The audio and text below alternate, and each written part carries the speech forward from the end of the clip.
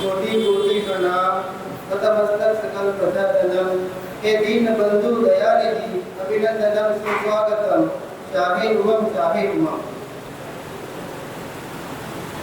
आजच्या या सर्वनवीच्या कार्यक्रमात आपण सर्वांचे स्वागत अभिनंदन बंधूंनो जसे निमंत्रण पत्रिकेत उल्लेखानुसार ज्ञान विज्ञान तंत्रज्ञान संशोधनाच्या आधारे भौतिक विकास साधनाच्या मानवाची जीवनाच्या प्रत्येक क्षेत्रात बदल होताना दिसत आहे. साम्राज्यवाद बाजारवाद भौतिक वादांनी मानवास स्वार्थी स्वयं केंद्रित वृत्तीने ग्रासले आहे. हत्या स्त्रियांवर अत्याचार भेदभाव इत्यादी अनेक कृत्यात मानव लिप्त होत आहे. यावर आध्यात्मिक शिकवणीशिवाय पर्याय नाही. महोदय, रबीउल अव्वलच्या महिन्यात संपूर्ण मानव जातीचे उद्धारक व कल्याणकारक पैगंबर मोहम्मद सल्लल्लाहु अलैहि वसल्लम यांचा जन्म झाला. या पावन घडीचे औचित्य साधून आज येथे हजरत मोहम्मद सल्लल्लाहु अलैहि वसल्लम यांच्या जीवनावर आधारित उद्बोधन कार्यक्रम होत आहे. करीता आपण सदर कार्यक्रमात सन्माननीय अतिथी म्हणून सादर आमंत्रित आहात. कार्यक्रमाचा प्रारंभ पवित्र कुराण पठणाने करण्यासाठी मी सय्यद समीर याला आमंत्रित करतो की وطور سينين وهذا البلد الأمين لقد خلق الإنسان في أحسن تقويم ثم رددناه أسفل سافلين إلا الذين آمنوا وعملوا الصالحات فلهم أجر غير ممنون فما يكذبوك بعد في الدين أليس الله بأحكم الحاكمين. यानंतर ॲडव्होकेट मुबारक मोहम्मद साहेब सदर वचनाचे भाषांतर करतील असे विनंती आहे.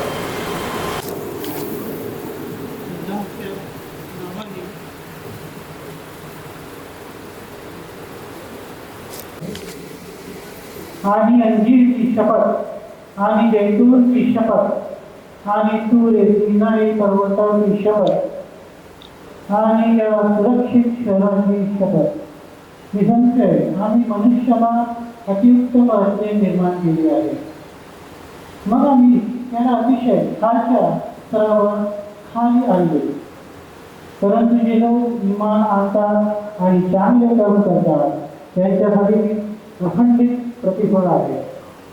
मग काय गोष्टी तुम्हाला सत्यापासून खोटे ठरवतात?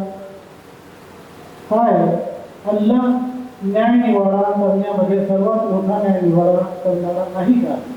सदगल्लाह होते.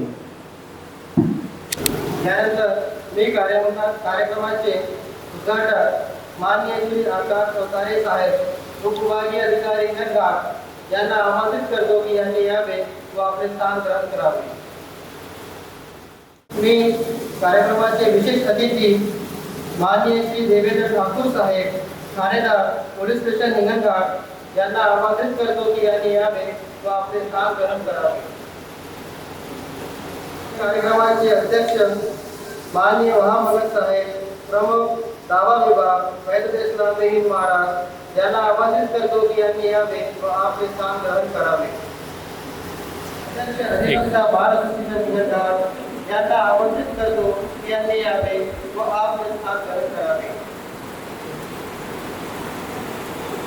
यानंतर मी कार्यक्रमाचे प्रमुख अतिथी माननीय श्री पितांबरदास चंदानी साहेब अध्यक्ष रोटरी क्लब हिंगणघाट यांना आमंत्रित करतो की यांनी यावे व आपले स्थान ग्रहण करावे. तसेच त्यानंतर मी कार्यक्रमाचे प्रमुख अतिथी माननीय श्री प्रवीण कडू साहेब अध्यक्ष निसर्ग साथी फाउंडेशन हिंगणघाट यांना आमंत्रित करतो की यांनी यावे व आपले स्थान ग्रहण करावे. तसेच प्रमुख अतिथी माननीय श्री मंगेश मनिषा साहेब अध्यक्ष हिंगणघाट समुद्रपूर तालुका पत्रकार संघ यांना मी आमंत्रित करतो की यांनी यावे व आपले स्थान ग्रहण करावे. त्यानंतर मी कार्यक्रमाचे प्रमुख अतिथी माननीय श्री डॉक्टर आदर्श दुगर साहेब, अध्यक्ष डॉक्टर असोसिएशन आयुष हिंगणघाट यांना आमंत्रित करतो की यांनी यावेळी आपले स्थान ग्रहण करावे. तसेच ज्ञानगंधी कार्यक्रमाचे प्रमुख अतिथी माननीय श्री गजू कुबडे साहेब, संस्थापक रुग्णमित्र फाउंडेशन हिंगणघाट यांना आमंत्रित करतो की यांनी यावेळी आपले स्थान ग्रहण करावे. आता मी सर्व अतिथींचे शब्दसुमनांनी स्वागत करतो. यानंतर माननीय ॲडव्होकेट संदीप देवकर साहेब यांनी यावेळी पैगंबराच्या जीवनावर प्रकाश टाकावा अशी मी त्यांना विनंती करतो. आदरणीय मन आणि इथे उपस्थित या मे हजरत मोहम्मद पैगंबर यांचा जन्मदिवस आहे. त्याबद्दल आम्ही त्यांची खूप विशेष जन्म आहे.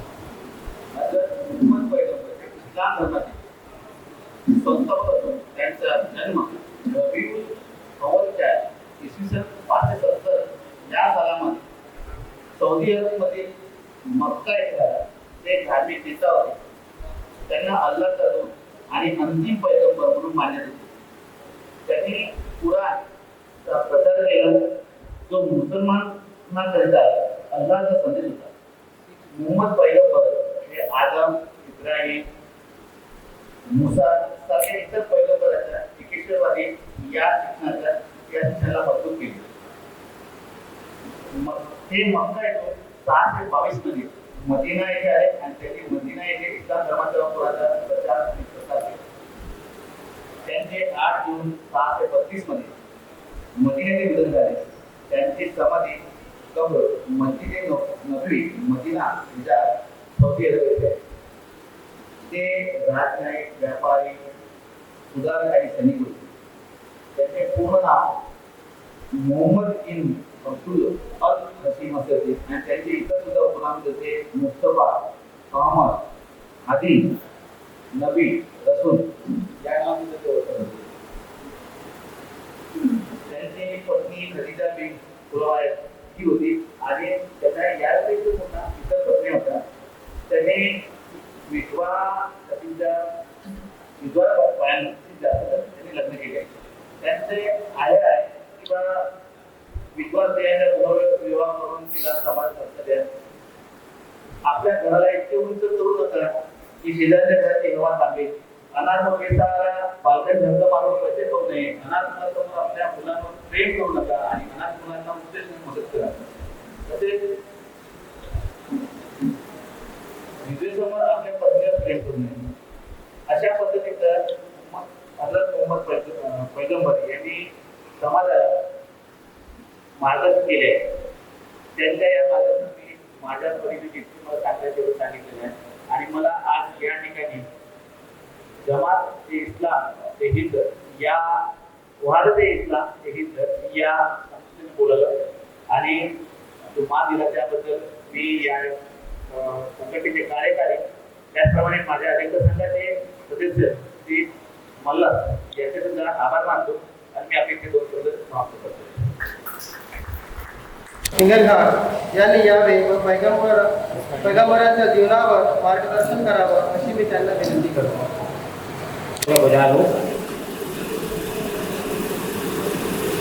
और हजरत मोहम्मद पैगंबर का जन्म मक्का में हुआ था. मक्का मदीना का भी बहुत महत्व रहता है और इनका जन्मदिन भी काफ़ी हर्षोल्लास से मनाया जाता है. इसलिए मैं शुभकामना चाहता हूँ. धन्यवाद. यानंतर माननीय श्री प्रवीण कडू साहेब, अध्यक्ष निसर्ग साथी फाउंडेशन हिंगणघाट यांनी यावेळी पैगंबराच्या जीवनावर 2 शब्द बोलावे अशी मी त्यांना विनंती करतो.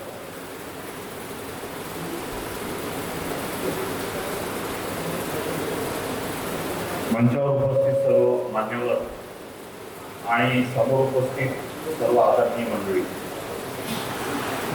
माननीय आज हजरत मोहम्मद पैगंबर यांची जयंती आहे आणि त्यांच्या निमित्त 2 शब्द मी बोलावं असं त्यांनी सांगितलं. पण मी सर्वांना प्रांजळपणे सांगतो की मोहम्मद पैगंबर साहेबांबद्दल फारसा अभ्यास माझा नाही किंवा मंचावरून बोललं इतकी मला माहिती नाही. पण काही गोष्टी मी सांगतो तुम्हाला. या जगामध्ये जितकी धर्म आहे ते सर्व धर्म एशियन देशामध्ये जन्माला आलेले आहेत. मी पाहून घ्या. आणि त्यातले निम्मे जे धर्म आहे ते भारतामध्ये जन्माला आलेले आहेत. त्याचे आपल्याला बरेच फायदे पण आहेत.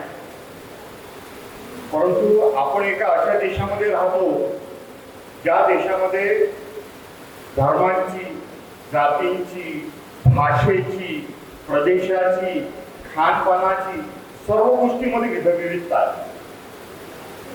आणि आमच्या देशामध्ये खऱ्या अर्थाने पैगंबर सारखे जे प्रेषित लोक ज्यांनी समाजामध्ये जनजागृतीचे कार्य केले अशा लोकांची गरज आहे.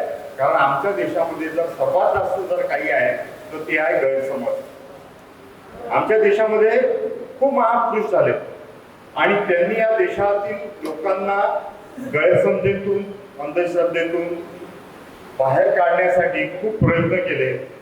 आणि त्या थोडंफार जे काही मी पैगंबर साहेबांबद्दल वाचलं त्याच्यामध्ये त्यांनी त्यांच्या जीवनामध्ये लोकांना नेहमी मार्गदर्शन करण्याचं कार्य केलेलं आहे, रस्ता दाखवलेला आहे त्यांनी. तर अशा प्रकारे आजही आपल्या देशाला अशा प्रकारे मार्गदर्शन करणारे किंवा रस्ता दाखवणाऱ्या लोकांची गरज आहे. इतकं बोलून मी थांबतो. धन्यवाद.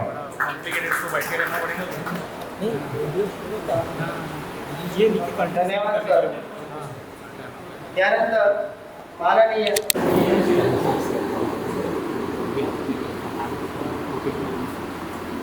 सर्वप्रथम मी आयोजकांचे आभार मानतो.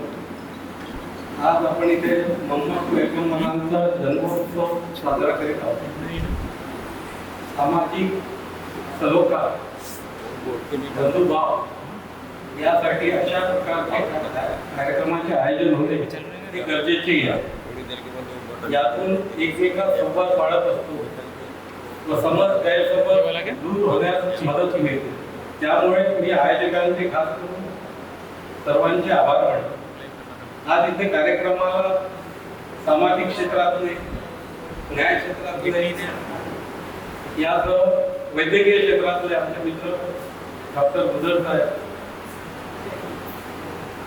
सर्व मान्यवर, समोरही सर्व विविध क्षेत्रातले व्यक्ती बसलेले आहेत. मित्रांनो, माझे जीवन, मी आयुष्यातले 45 वर्ष हे मुस्लिम बहुल निशापुढे वाढत गेलो. सामाजिक सलोखा काय असतो हे मी, एकमेकांविषयी आदर काय असतो हे मी जवळून बघितलं. हजरत मोहम्मद पैगंबर यांचं विचार आपल्याला हेच सांगतात व त्याप्रमाणे आपण इथे सगळं सामंजस्यपणा टिकवण्यासाठी विविध क्षेत्रातली मंडळी धगत असते. आज आपण मोहम्मद पैगंबरांच्या विचाराचे पाईक म्हणून त्यांच्याविषयी इथे आज कृतज्ञता व्यक्त करीत आहोत. ही बाब समाजात सलोखा आणि एकोपा टिकवण्यासाठी तेवढीच महत्वाची आहे. केवळ एका धर्माच्या महापुरुषाचा गौरव करण्यासाठी जमलेलं नाही, तर अशा महान व्यक्तीच्या व्यक्तिमत्वाचे चिंतन करण्यासाठी ते जमत आहे, ज्यांनी संपूर्ण मानव जातीला प्रेम, करुणा आणि एकतेचा संदेश दिलेला आहे. कोणत्याही परिस्थितीत शांतता आणि जवळपणा हाच जीवनाचा खरा मार्ग असतो.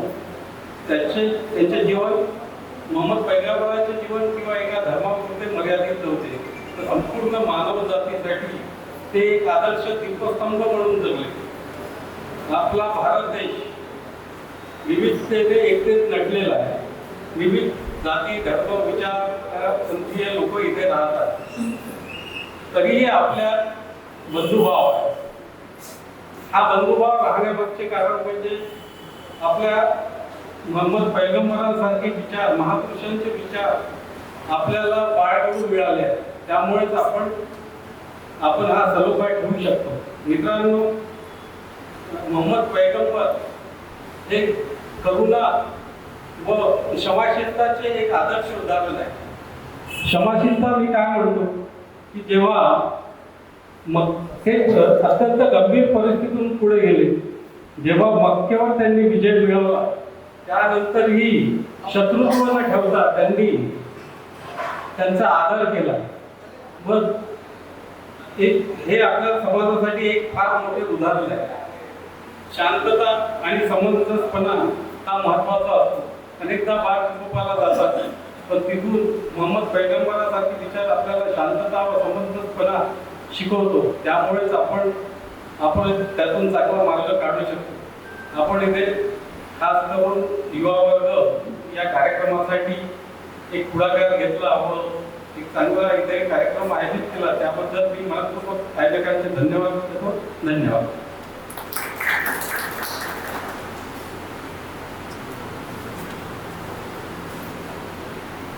धन्यवाद सर.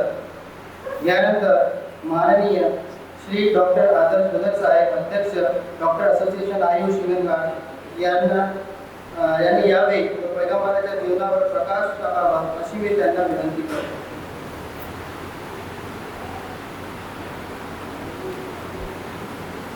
उपस्थित मान्यवर प्राध्यापक वहाब साहेब, वहाब महाराज साहेब, बार असोसिएशनचे अध्यक्ष ॲडव्होकेट संदीप दिलगुरकर साहेब, पत्रकार संघाचे अध्यक्ष मंगेश भाऊ वणीकर साहेब, रोटरी क्लबचे अध्यक्ष मान्यवर चंदाणी साहेब, आज मला या कार्यक्रमाला मार्गदर्शन करायसाठी सांगितले. माझ्याकडून कधी शक्य नाही, कारण मंचावर आणि मंचावर माझ्या समोर माझे सगळेच मार्गदर्शक आहे आणि मार्गदर्शनाला मी काय मार्गदर्शन करणार. आणि अशा व्यक्तिमत्व ज्याच्या नावामध्येच पैगंबर आहे. पैगंबर मी एक अर्थ तुम्हाला सांगतो, जे मला वाटत आहे मी त्या सांगतो, कदाचित मी तर राहू शकतो. एक पैगाम घेऊन येणार आहे, ज्यांनी अल्लाहचा पैगाम आणलाय.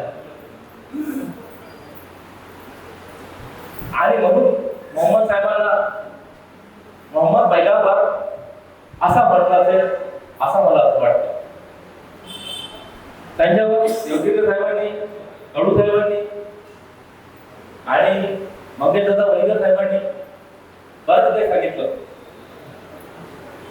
त्यांच्यावर काय सांगायचं आणि त्यांचं काय बोलायचं यासाठी सगळ्यापासून पुढे धडपड सुरू होती.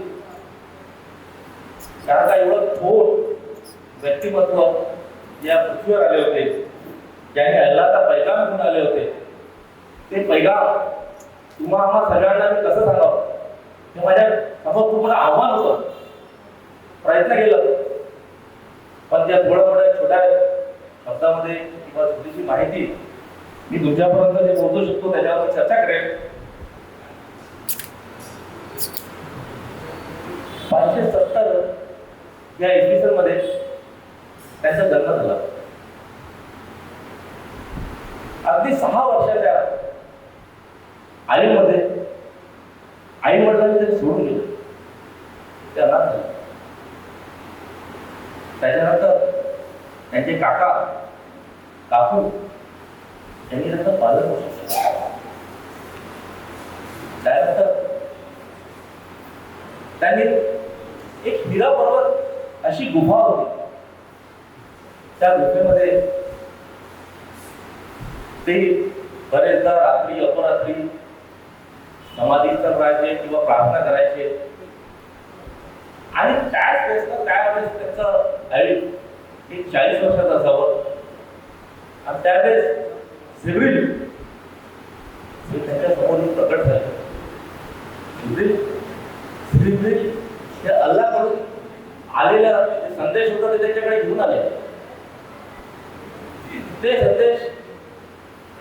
2-3 वर्षामध्ये इतर लोकांना सांगण्यास सुरुवात केली आणि त्याच्या माध्यमातून त्यांनी अल्लाहचा संदेश आपल्या समुदायापर्यंत पोहोचवला आणि मानवाने काय केलं पाहिजे, कसं राहायला पाहिजे याची शिकवण दिली. त्या दरम्यान एक युद्ध पुकारलं गेलं. त्याच्यामध्ये एक 10,000 सैनिकांचं त्यांना एक संघटना केली आणि मक्यावर लढ घेतली आणि ते युद्ध पार पडलं. कालांतराने आजार त्याचा मृत्यू झाला.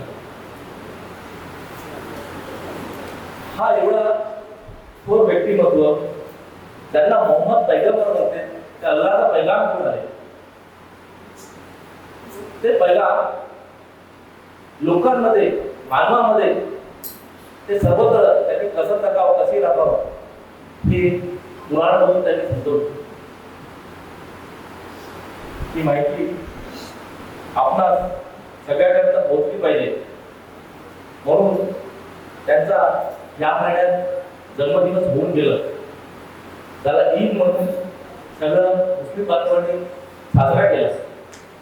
त्याच माध्यमातून आजचा कार्यक्रम हा ठेवण्यात आला. हा कार्यक्रम नसता तर आपण एकत्र नसतो आलो. आज एकत्र नसतो आलो आणि त्यांच्या विषयावर जे आपण बोलत आहोत ते बोलता आले नसते. ते काय होते ते विचार मांडता आले नसते. प्रत्येक जाती, प्रत्येक धर्मामध्ये प्रत्येकांना जे शिकवण दिली, सामान्यांनी समान लोकांनी कसं जगावं, कशी राहावं, आपण भेदभाव नाही करावं, जाती धर्माचा भेदभाव नाही करावं, हे सगळं शिकवलं जातं. तरी पण आपण ते कुठेतरी विसरतो.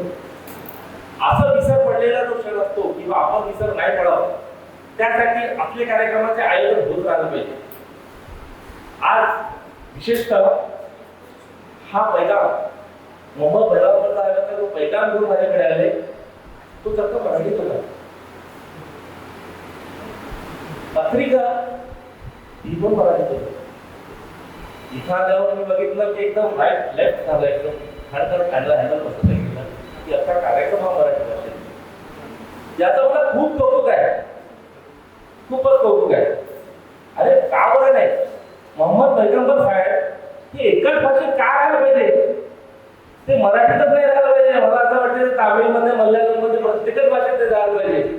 म्हणून हा जो कार्यक्रमाचा आजचा मराठीमध्ये जे संवाद ठेवला किंवा मराठीमध्ये जे कार्यक्रम ठेवला तर मी हेच मानतो की पैगंबर साहेबांना हे फक्त अरबी किंवा उर्दू मध्ये नाही तर मराठीमध्येही आज अवतरित केला गेला आहे.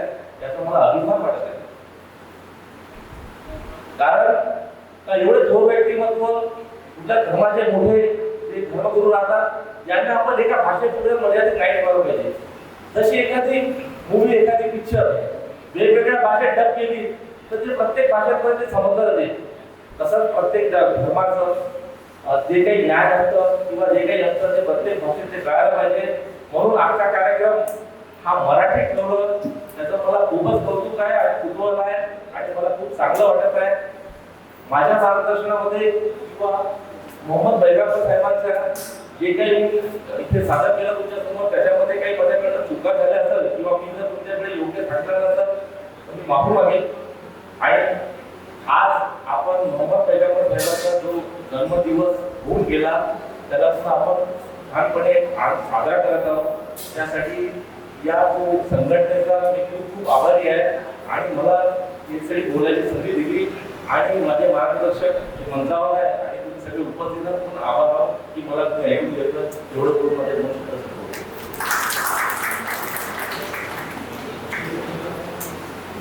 धन्यवाद बोलतो सर. त्यानंतर मी माननीय अखिल फडणवीस साहेब यांना आमंत्रित करतो की त्यांनी यावे व एक प्रशंसा गीत सादर करावे. माननीय अखिल फडणवीस साहेब. प्रॉपर पकडणं सांगा. मित्रो, सुरेश भट यांनी हजरत मोहम्मद पैगंबर यांच्यावर एक खूप छान नाच लिहिली आहे ती आम्ही आपल्या समक्ष बोलतो.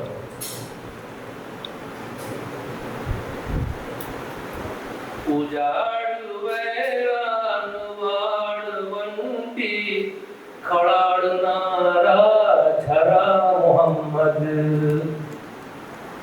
उजाड वैरान वाढवंती खळाळणारा झरा मुहम्मद जगातल्या दीन दुखितांचा जगातल्या दीन दुखितांचा अखेरचा आसरा मुहम्मद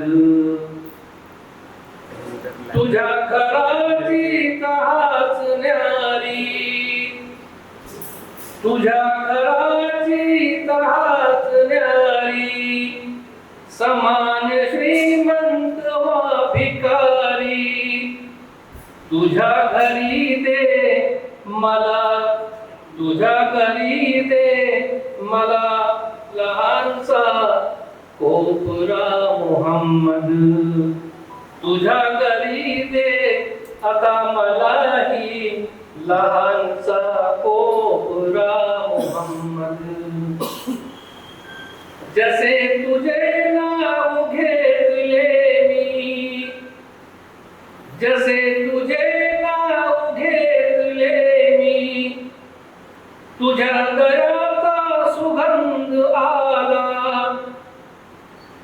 जसे तुझे नाव घेतले मी तुझ्या दयाचा सुगंध आला अजूनही अंतरात माझ्या अजूनही अंतरात माझ्या फुले तुझ्या मोगरा मुहम्मद अजूनही अंतरात माझ्या फुले तुझा मोगरा मुहम्मद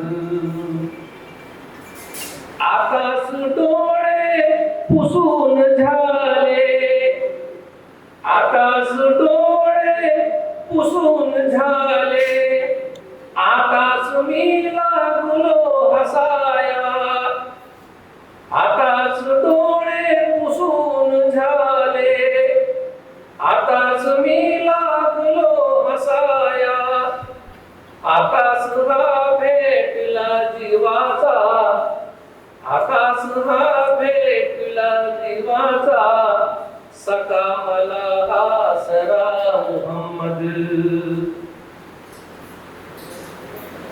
खरेच तू चंद्रमृताचा खरेच तू चंद्रमृताचा खरेच तू सूर्य जीवनाचा दिशा दिशांना प्रकाशनारा दिशा दिशांना प्रकाशनारा दिसेल तुझा चेहरा मुहम्मद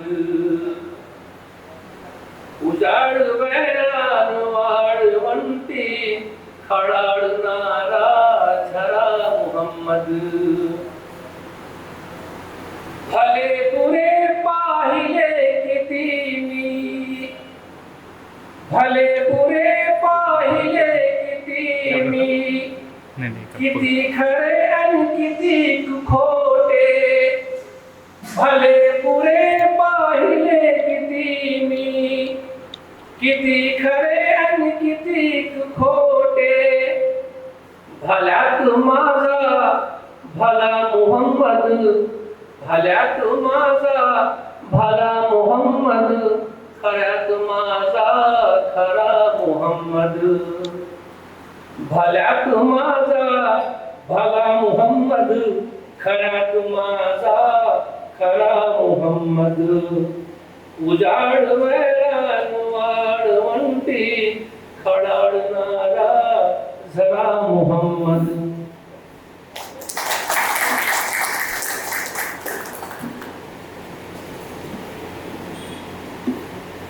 जसे तुझे नाव घेतले मी जसे तुझे नाव घेतले मी तुझ्या दयेचा सुगंध आला अजूनही नंतरात माझ्या अजूनही नंतरात माझ्या फुले तुझा मोगरा मुहम्मद जजाकल्लाह धन्यवाद अखिल सर मोहम्मद सल्लल्लाहु अलैहि वसल्लम अंतिम प्रेषित लोक कल्याणकारक धर्मपरायण मानव कल्याणकारक विविध गुणांनी सुशोभित असलेले सर्व मानव जातीसाठी कसे व जगाच्या सर्व समस्यांचे उद्धारक कसे यावर प्रकाश टाकण्यासाठी मी माननीय मलक वहाब साहेब, प्रमुख दावा विभाग वैद्य इस्लामी महाराष्ट्र यांना विनंती करतो की त्यांनी यावे व अध्यक्षीय उद्बोधन, प्रबोधन व मार्गदर्शन करावे.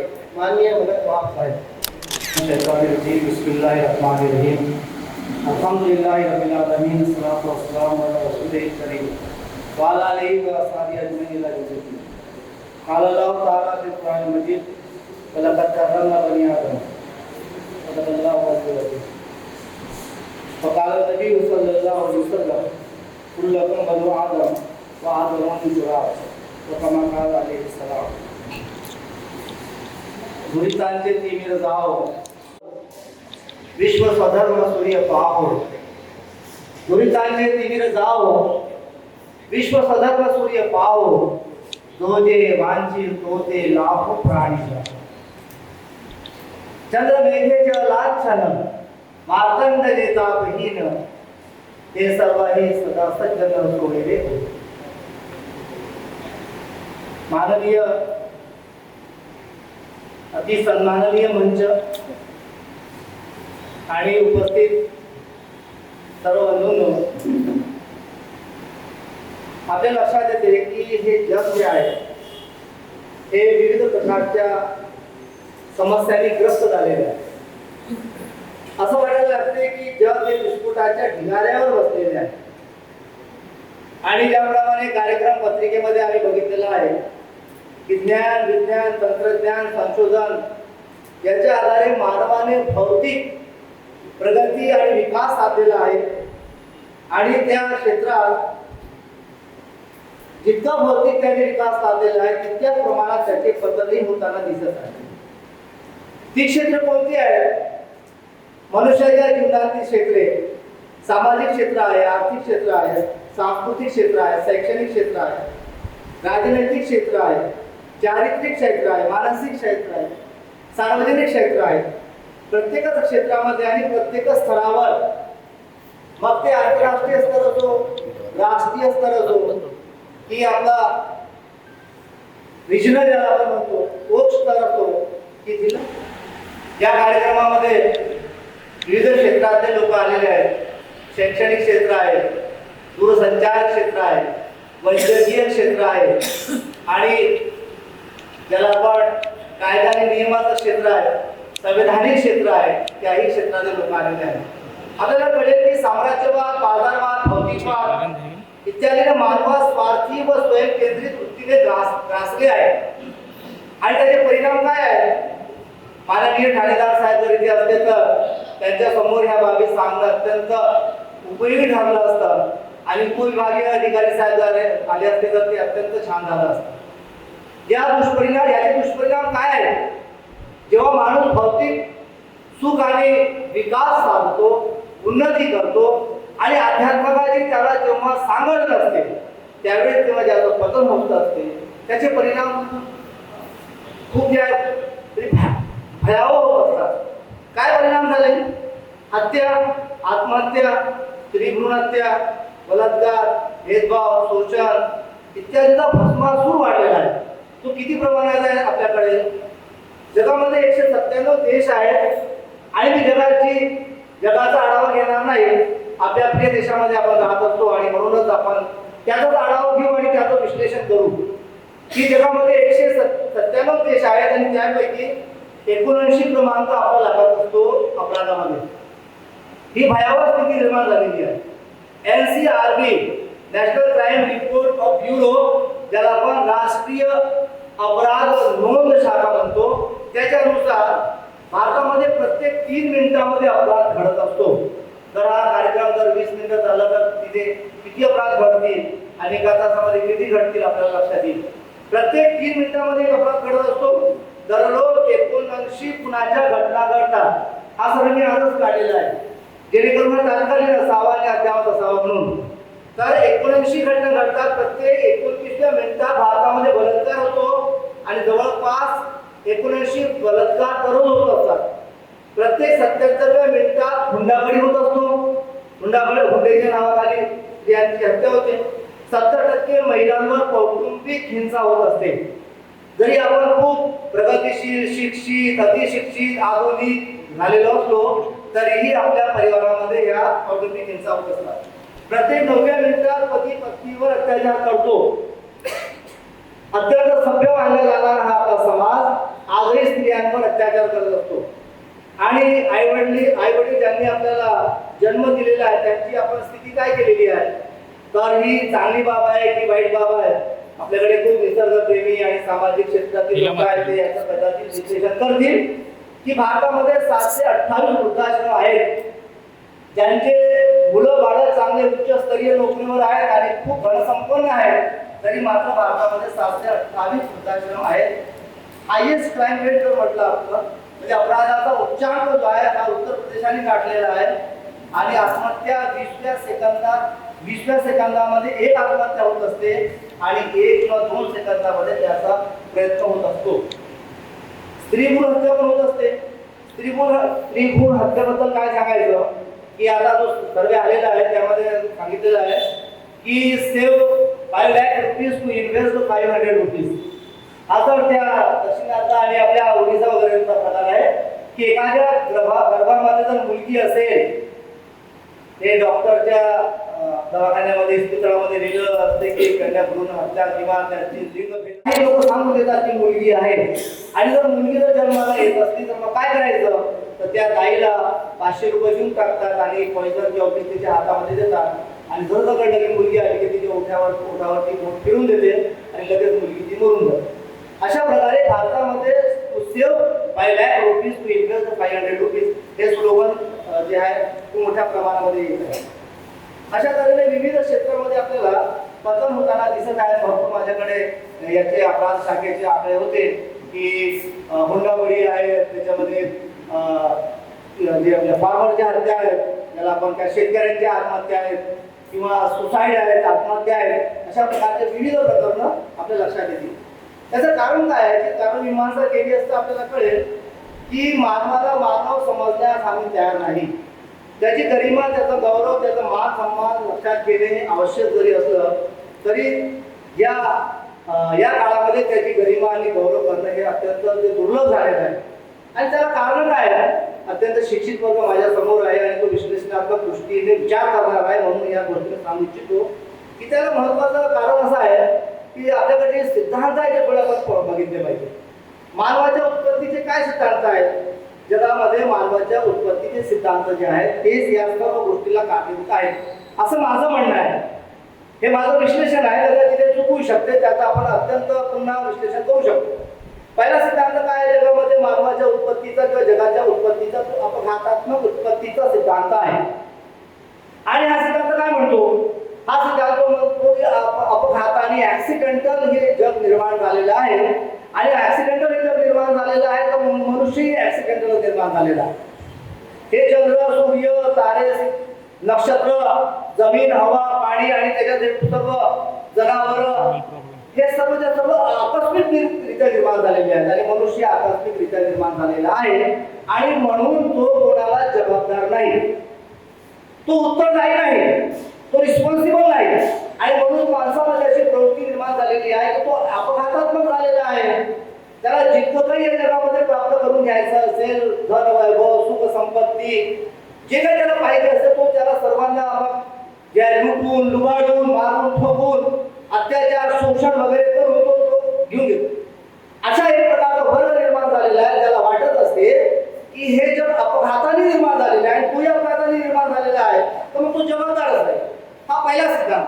ऍक्सिडेंटल जे evolution of the human and the earth and universe in this universe हे जे चुकीचा सिद्धांत आहे, याचे परिणाम असे झालेले आहे की मनुष्याने मनुष्यावर अत्याचार करणं सुरू, त्याला शोषण केलेलं आहे. आणि दुसरा सिद्धांत काय म्हणतो, त्याला म्हणतो आम्ही उत्क्रांती उत्पन्न श्री, हे नाव मी ठेवलेली आहे. म्हणजे माझ्या विश्लेषणाने उत्क्रांती उत्पन्न सिद्धांत काय आहे, त्याला आपण थिअरी ऑफ इव्होल्युशन म्हणत असतो, जे डार्विनने सांगितलेलं आहे. आणि वास्तविक पाहता डार्विनची थिअरी ही कोल्यात झालेली आहे. हा उत्क्रांती सिद्धांत युरोप आणि पाश्चिमात्य देशांनी भारतात आणला. आजही आपण तो शिकत आहोत त्या विज्ञानाच्या माध्यमातून. परंतु आता वेस्ट आणि जे युरोपचे लोक हा सिद्धांत मानत नाहीत, ते आता अँटी डार्विनिझम पण आलेला आहे.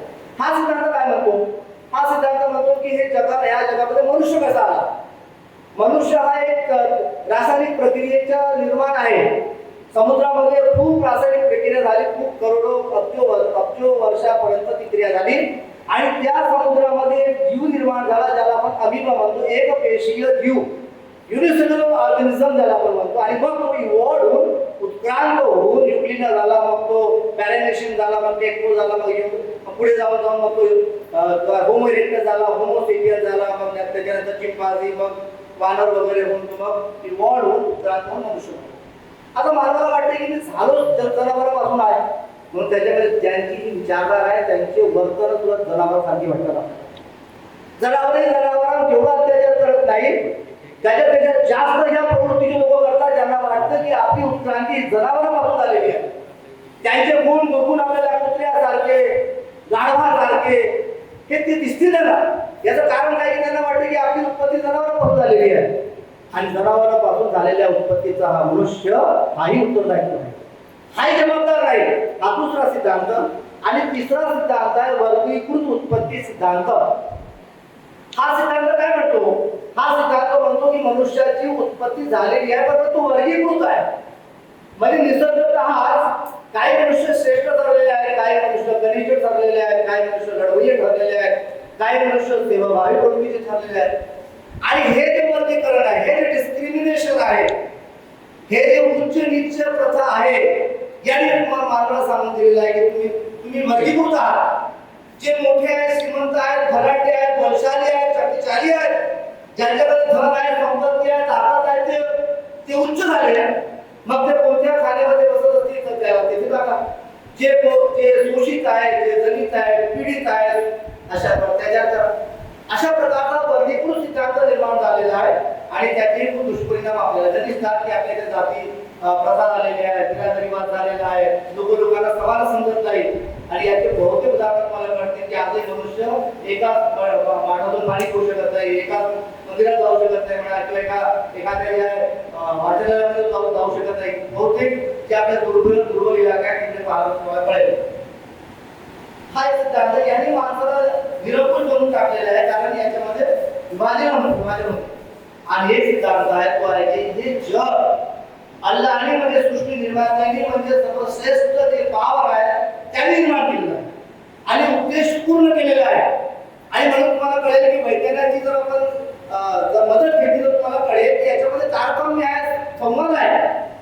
हे हा सूर्य जो आहे इतका पृथ्वीवर का आहे, याचा प्रकाश इतकाच का आहे, 21% ऑक्सिजन हा वातावरणामध्ये काय आहे, पाणी 15% का आहे, 29% जमीन का आहे. पूर्ण शरीर जर आपण वाचता अभ्यास केला लक्षात येईल तुम्हाला की याच्यामध्ये तारतम्य आहे. असं वाटतच नाही की आपण कामाने तयार झालेलं आहे. हे वाटते की उद्देशपूर्ण जे आहे लक्षात घेऊन कोणीतरी तयार केलेलं आहे, कोणीतरी याला बनवलेलं आहे. या जगामध्ये सूक्ष्म जीवापासून तर बलाढ्य भेद वापरेपर्यंत तुम्ही जर बघाल तर तुम्हाला कळेल जे सिस्टम आहे त्याच्यामध्ये, जे त्याच्यामध्ये न्यूट्रिशन आहे, रेस्पिरेशन आहे, सर्क्युलेशन आहे, एक्सक्रेशन आहे, उत्सर्जन प्रक्रिया आहे, शोषण जे आहे पोषण प्रक्रिया आहे. प्रक्रिया जर पाहायला तुम्हाला कळेल आहे. थोडासा सलाइवा जर बाहेर निघाला तर डॉक्टर साहेब माहिती इन्फेक्शन होत असते, परंतु सलाइवा जर तोंडात नसेल तर घास पोटातच जात नसेल. किती परफेक्शन आहे की हा सलाइवा ज्याला राळ आपण म्हणतो हे जर बाहेर आले तर इन्फेक्शन होते, पण तोंडात जर ते नसली तर तुमचा घास हा तुमच्या उदरामध्ये जातच नाही आणि ते जर मिसळलं नाही तर तुमचं पचनच होत. बहुतेक उदाहरण तुम्हाला सांगू शकतो. परंतु विज्ञानाच्या दृष्टीने जर बघितलं तर हे ब्रह्मांड हे कोणीतरी उद्देशपूर्ण रीतीने तयार केलेलं आहे, ज्याला आम्ही अल्लाह किंवा ज्याला आपण सर्वश्रेष्ठ पावर मानतो त्याने निर्माण केलेलं आहे. आणि मग सांगितलेलं आहे की याच्याकरिता अल्लाहने प्रथम सृष्टी निर्माण केली आणि मग सजीव निर्माण केले, मग त्याच्यामध्ये मनुष्याला पाठवले आणि त्याच्या सर्व भौतिक गरजांची पूर्ती करण्याची व्यवस्था केली. बघा ना, समजा 21% जर ऑक्सिजन नसतं तर काय झालं असतं, दुसरी बाई वाढली असते. मग लंग्स आता सगळं किती जे आहे आजार वाढत आहे लंग्सचे, आहे की नाही. पाण्याची जर H2O एक ज्वलनशील आहे, ज्वलनाला मदत करतो आणि जळतो, पण त्याच्यापासून पाणी तयार होते, पाणी दोघांना विझवतो आगीला. H2O जर हायड्रोजन पेरॉक्साईड जर झालं तर काय होईल, आग लागून जाईल. हे जे तुम्हाला अनुपात दिसतात, प्रमाण दिसतात, हे जे परफेक्शन दिसते, ही अचूकता दिसते, ही सांगत असते आपल्याला, ओरडून ओरडून सांगत असते की याला कोणीतरी बनवलेलं आहे आणि याला परफेक्ट बनवलेलं आहे, याच्यामध्ये बिलकुल चुका नाही.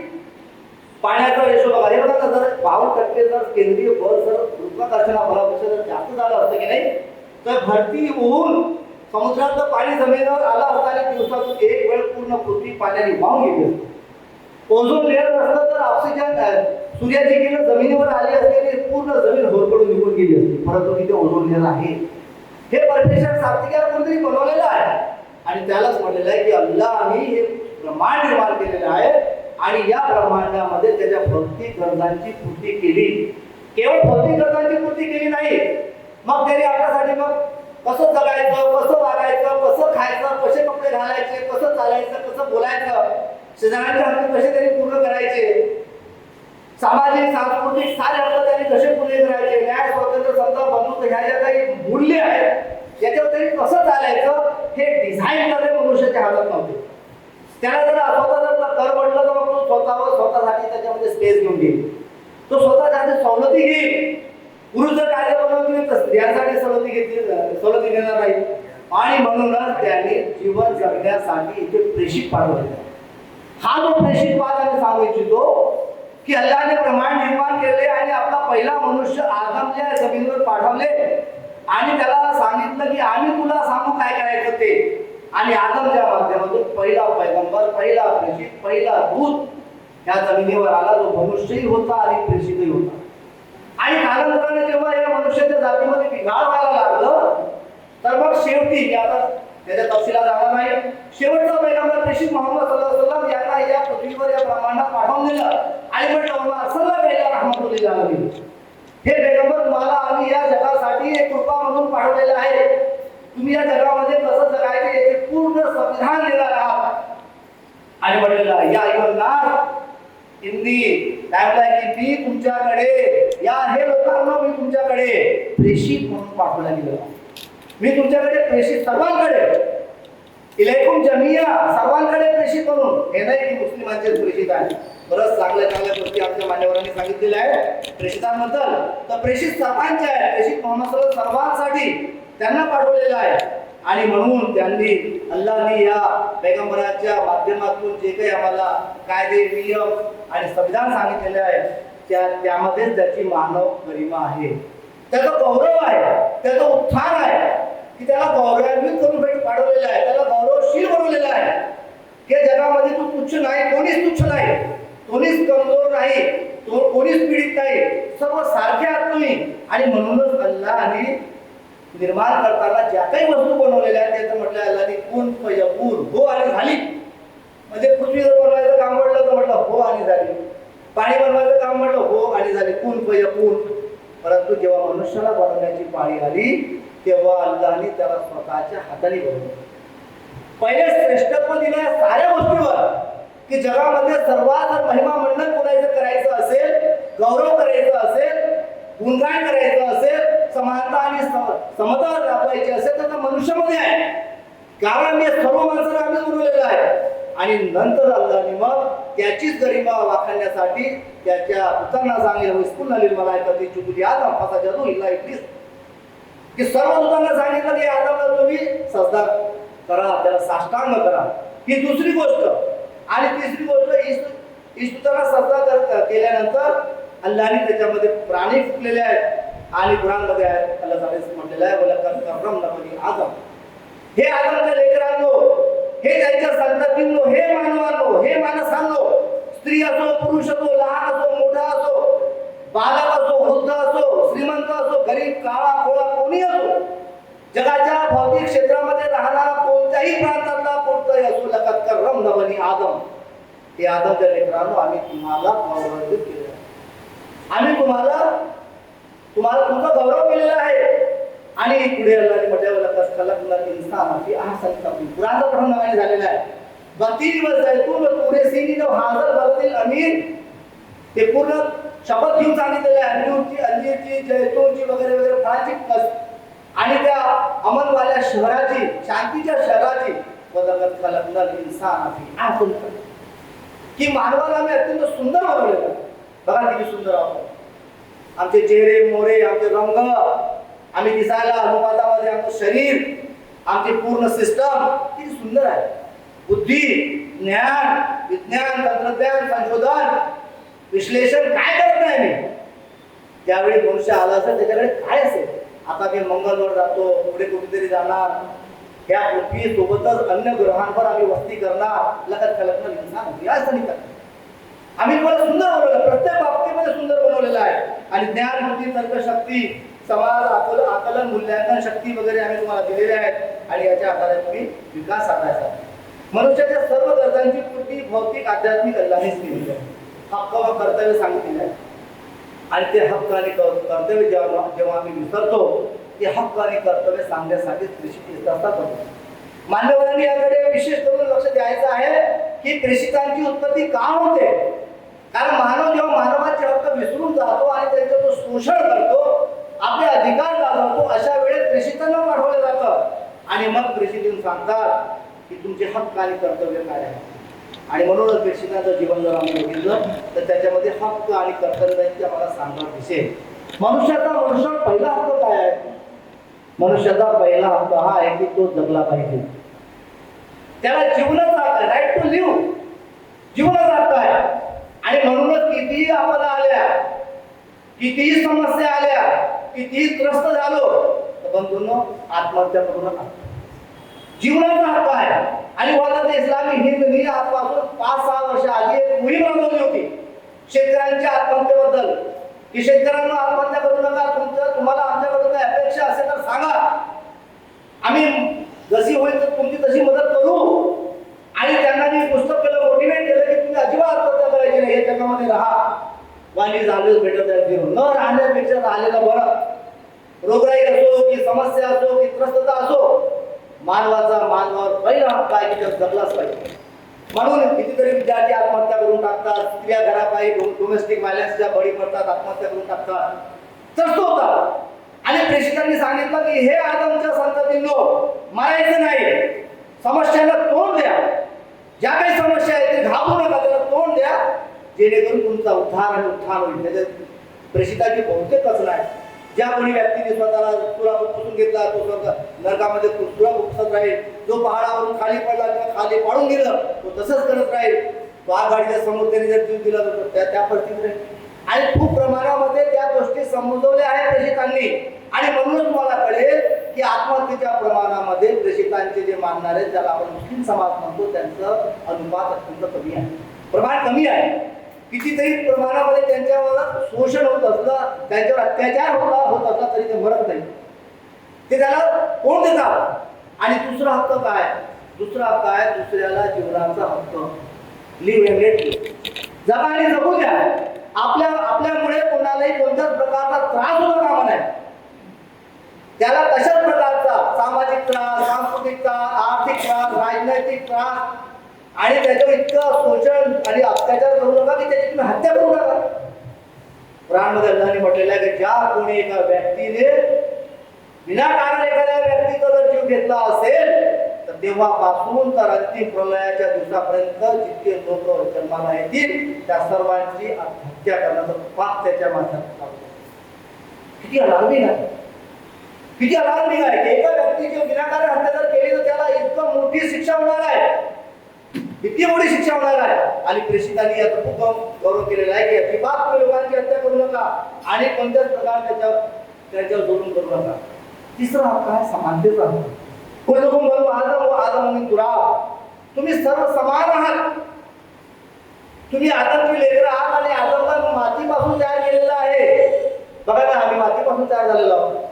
जेव्हा आमचा मृत्यू होतो तेव्हा मातीचे सारेच घटक मातीत चालले जातात. फक्त ज्याला आपण रूह म्हणतो, सोल म्हणतो, तीच निघून जातो. सायंटिफिकली इट इज प्रूव्ड की जे काही शरीरात आहे ते सर्व जमीन आहे. कुल्लुकुम बनु आदम व आदम मिन तुराब. अरे तुझी अवकाश काय आहे रे माणसा. अल्लाह म्हणतो मातीपासून तयार झालेला आहे. आणि तू ज्याला आपण जन्म म्हणतो तो कसा झालेला आहे. त्या रक्ताच्या एका खाण्याच्या दोथ्यापासून ज्याला निर्मित केलेला आहे. आणि इतकं तू स्वतःला असा गर्व करत असतो. हा समानतेचा हक्क दिलेला आहे. आणि म्हणून प्रेषितांचा जो अंतिम ज्याला आपण तुब्बा म्हणतो शेवटचं प्रेषित कथन जे त्यांनी मक्कामध्ये शेवटी दिलेलं आहे, त्या प्रेषित कथनाचे जर बाबी जर लावलेल्या आहेत बघून घ्या. त्या बाबीमध्ये काय म्हटलेलं आहे की आज जितके काही अज्ञानते काळातले जितके काही नियम कायदे असतील ते मी माझ्या चरणाखाली जे आहे ते दाबून दिलेले आहेत, खतम केलेले आहेत. कोणत्याही अरबाला अरबे तरावर, अरबे तराला अरबे तरावर आज कोणत्याच प्रकारे प्रभुत्व नाही. कोणताच काळ्याला गोऱ्यावर, गोऱ्याला काळ्यावर, श्रीमंताला गरीबावर, गरीबाला श्रीमंतावर कशाच प्रकारचं प्रभुत्व नाही. तुम्ही सर्व आदम दिले आहेत आणि आदम मातीपासून तयार झालेले. तुमच्यामध्ये चांगला आणि उच्च श्रेणी तो कळेल जो जास्त जास्त अल्लाहला भितो, जो जास्त जास्त ईश भिरू आहे, ईश परायण आहे, ज्याच्यामध्ये भीती आहे, लोकांना कोणत्याच प्रकारे तो नुकसान पोहोचवत नाही. त्यानंतर त्याच्यामध्ये तुम्हाला दिसेल की न्याय, समानता, बंधुता इत्यादी गुण आपल्याला दिसतील. त्याचप्रमाणे प्रेषितांच्या ज्या ठळक बाबी आहेत त्याच्यात काही बाबी मी आपल्यासमोर सांगू इच्छितो. सर्वात पहिला मुद्दा प्रेषितांनी जो बहुतेक मुद्द्यामध्ये तो सांगितला आहे की आई वडिलांची तुम्ही सेवा करा.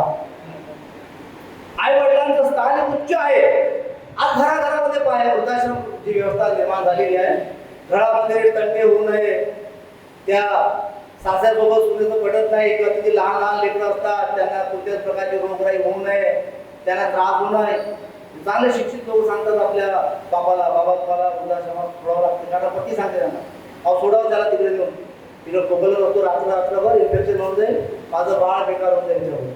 आणि या ज्या वडिलांनी याच्यावर इतके उपकार केलेले आहेत त्या वडिलाला तो वृद्धाश्रमामध्ये टाकतो, वृद्धाश्रमामध्ये टाकतो. हे तुम्ही कसा ऐकली असेल लहानपणी कानेगुप्तीची कसा आहे जात. एक वेळ गणू झोपेतून उठतो, खूप मार्मिक कथा आहे पण खूप शिकवणारी आहे. गणू जेव्हा झोपेतून उठतो त्याच्या उशीखाली नाही, आई जेव्हा उठते तेव्हा उशीखाली एक चिठ्ठी सापडते. ती का असते? गणू एक विचार असतो, आई बिल काय असते का? अरे बाळा, बिल याला म्हणतात की जे आपण सामान खरेदी करतो विकतो त्याचं जे कागद असते, जे नोंदणी असते त्याला बिल म्हणतात. दवाखान्याचं बिल, पोस्ट ऑफिसचं बिल, कचेरीचं बिल, शाळेचं बिल, दुकानाचं बिल, किराणाचं बिल, ते बिल असते बाळा. आई एक दिवस उठते तर ते उशीखाली एक बिल सापडते, कागद सापडतो, त्याच्यावर लिहिलं असतं आई तुम्हाला दुकानामध्ये 2-3 वेळ पाठवलं 5 रुपये, घराला मी लहान बाळाला सांभाळलं 1 रुपया, तुला का सांगितलेली कामं मी केली 50 पैसे, झाडू मारली 25 पैसे. अशा प्रकारे विविध बाबी लिहिलेल्या असतात आणि त्याच्या खाली लिहिलं असते एकूण बिल इतके रुपये. आईच्या हातामध्ये ते गणूचं बिल सापडते आणि गणूला वाटते की आता बिल दिलेलं आईकडे आता पैसे मिळतील. दुसऱ्या दिवशी गणूच्या उशीखाली सुद्धा एक कागद सापडतो आणि जे पैसे त्यांनी सांगितले होते तितके पैसे तिथे दिसतात, 5 रुपये वगैरे, आणि तिथे पण एक कागद सापडतो. अत्यंत मार्मिक कसा आहे. एक कागद सापडतो त्याच्यावर लिहिलेलं असतं गणू, जेव्हा पहिल्यांदा तू माझ्या उदरामध्ये येण्याचं पाऊल ठेवलं, तो नाक वेदना झाल्या, पोकाऱ्या झाल्या, उलट्या झाल्या, खूप त्रास झाला, बिल शून्य. तुला 9 महिने मी पोटामध्ये वागवलं, बऱ्याच वेळा मला खूप वेदना झाल्या, डॉक्टरकडे जावं लागलं, तपासण्या कराव्या लागल्या, खूप खूप काही करावं लागलं. 9 महिने तुला पोटामध्ये मी वागवलं, बिल शून्य. तुला जन्म देताना इतके प्रसव झाले, इतके वेदना झाल्या, डॉक्टर साहेब बसले आहेत की कोणत्याही मातेला एक वेळ प्रसव करताना जी वेदना होत असते ती जगात हातात धरलं. तुम्ही सर्वजण असंच बिल हातात घेऊन बघा. जेव्हा आईला तुम्ही वृद्धाश्रमामध्ये टाकता किंवा आईला आपल्या घरामध्ये तो तुला तिचा जो दर्जा आहे तो देत नाही, तेव्हा लक्षात घ्या ते गणूचं बिल तुमच्या हातामध्ये आहे. आणि धावतच गणू गेला आणि आपल्या आईशी कवटात रडू लागला. रडा एक दिवस तुम्ही, रडून का आई अश्रू वाहू लागले, अश्रू वाहू लागले. आणि तो म्हणाला आई मला हे बिल नको आहे, मला हे बिल नको आहे. आणि त्या अश्रूपूर्ण डोळ्याने जेव्हा गणू बिलगला आईला, आई म्हणू लागली अरे गणू तुझ्या आसवानीच पैसे पावल्यामध्ये बिल असं बिल गणूच आहे. प्रेषितांनी म्हटलेलं आहे की आई स्वर्गाचं दार आहे, ते चरणामध्ये स्वर्ग आहे आणि वडील स्वर्गाचं दार आहे. ज्या आईने इतके उपकार तुमच्यावर केलेले आहेत त्या आईला तुम्ही चांगल्या प्रकारे सेवा करा. कुराणमध्ये अत्यंत लहानसा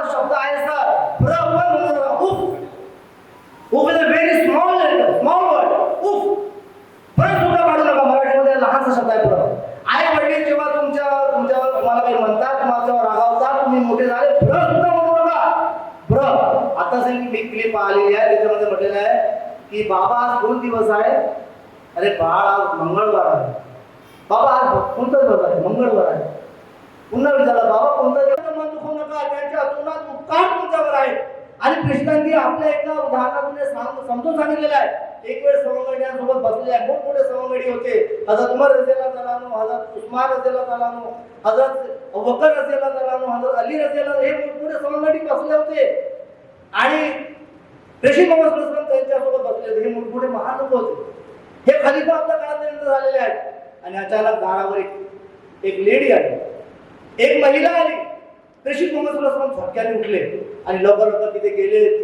तिचा हात पकडला आणि तिला खूप सन्मानाने आणलं समोर आणि त्याच ठिकाणी येऊन थोडा बाजूला येऊन आपली काली चादर जी होती ती टाकली, तिच्यावर तिला बसवलं आणि स्वतः हात बांधून टाकले. आणि काही बोलणं झाल्यानंतर तिला सोडून दिली. सवंगड्यांनी विचारलं, प्रेषित ही कोण होती? आम्ही ओळखलं नाही हिला. आश्चर्य विचारलं, हा ओळखलं नाही? अरे ही आमिना आहे, हजरत आमिना. हिने मला दूध पाजलेलं आहे. प्रेषितांना दूध पाजणारी इतकी जर महान होत असेल तर आमिना किती महान होती तिला जन्म घातला. प्रेषितांनी आपल्या या आचरणातून सिद्ध केलेलं आहे की ज्या स्त्रीने मला दूध पाजलेलं आहे तिची महिमा, तिची परंपरा, तिचा गौरव, तिचा सन्मान, तिचा अभिमान इतका मला आहे की तो आमिनापेक्षा कितीतरी आमिना जर असली तर कितीतरी मोठ्या प्रमाणात केला. बंधूंनो, याबद्दल प्रेषितांनी मोठमोठे दाखले दिलेले आहेत. त्याचप्रमाणे त्या काळामध्ये दास प्रथा होती, गुलामगिरी होती. आजच मी एक आर्टिकल वाचलेलं आहे की मॉडर्न स्लेव्हरी इन इंडिया. भारतामध्ये आधुनिक गुलामी, जगामध्ये आधुनिक गुलामी. जग हे लोकांना गुलामगिरीकडे नेण्याचं एक साधन बनलेलं आहे.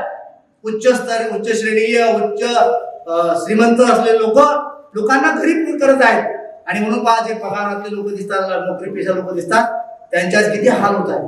त्यांचे पगार व्यवस्थित नाही, त्यांचे पगार वेळेवर नाही. आणि जे काही तुमच्याकडे नोकरीवर ठेवलेले आहेत ते एक प्रकारचे गुलाम झालेले आहेत. ही मानसिकता जी निर्माण झालेली आहे. प्रेषित मोहम्मद सल्लल्लाहु अलैहि वसल्लमने गुलामांसोबत काय केलं? प्रेषित मोहम्मद सल्लल्लाहु अलैहि वसल्लमकडे एक व्यक्ती होते, त्यांचं नाव आहे बिलाल. बिलाल हे नाव आहे. एक नाव आहे त्यांच्याकडे झैद बिन हारिस. हे दुसरे गुलाम त्या काळामध्ये होते. प्रेषित मोहम्मद सल्लल्लाहु अलैहि वसल्लमने आपल्याकडून आपल्या पैशाने त्यांना खरेदी करून आणले. आणि त्या झैद बिन हारिस, ज्याला आम्ही गुलाम म्हणतो, त्याची इतकी चांगली जोपासना केली आपल्या मुलाप्रमाणे की एक दिवस त्याचे खरेपुरे आई वडील आले तिथे आणि म्हटलं की झैद, हा आमचा मुलगा, याला आमच्या हवाली करा.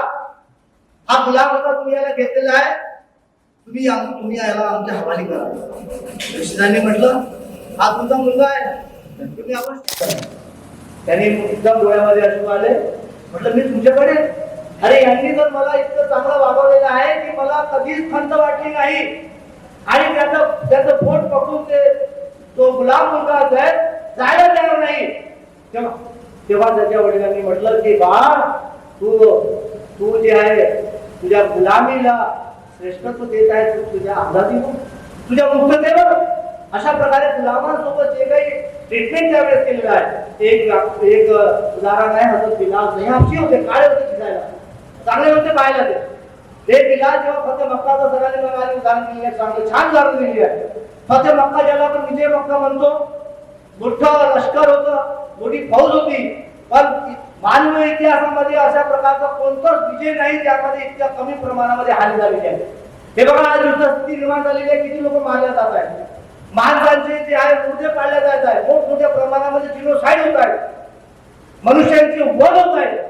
त्या काळामध्ये सुद्धा जेव्हा फतेह मक्का, विजय मक्का झाला, अत्यंत कमी प्रमाणामध्ये तिथे हानी झालेली आहे, बिलकुल नगण्य अशी हानी झालेली आहे. म्हणून जेव्हा फतेह मक्का झाला, प्रेषित मोहम्मद सल्लल्लाहु अलैहि वसल्लमकडे ते बिलाल आले आणि म्हणू लागले मोहम्मद सल्लल्लाहु अलैहि वसल्लमकडे की माझी इच्छा आहे की मी काबाच्या छतावर उभं राहून अजान द्यावी, गुलामाने अजान द्यायची. अरे तू काळा गोरा हे म्हटलं तर हा कसा होऊ शकते? परंतु ज्याला आपण समता, समानता, बंधुत्व ज्याला आपण म्हणतो ते बघायचं. प्रेषितांनी म्हटलं की बिलाल, तू माझ्या मनामधलं म्हणून दिलेलं आहे. अरे जा काबाच्या छतवर जा आणि तो अजान घेऊन जा.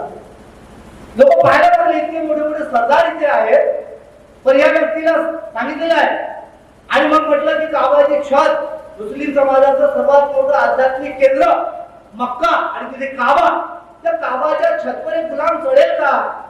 हा प्रश्न आजपर्यंत ह्युमन राईट्स चार्टर मध्ये नोंद केले गेलेला आहे की जर सामाजिक न्याय दिवस समतेचा दिवस कोणता जर असेल तर बिलालला काबेच्या छतवर चढवण्याचाच आहे.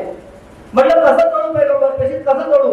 अरे इकडे इथे पाय पाय जगामध्ये प्रेषित अल्लाहचे अत्यंत चहीचे असतात, आप्त असतात, जवळचे असतात आणि जगामधील मनुष्यांमध्ये त्यांचं श्रेष्ठत्व असते.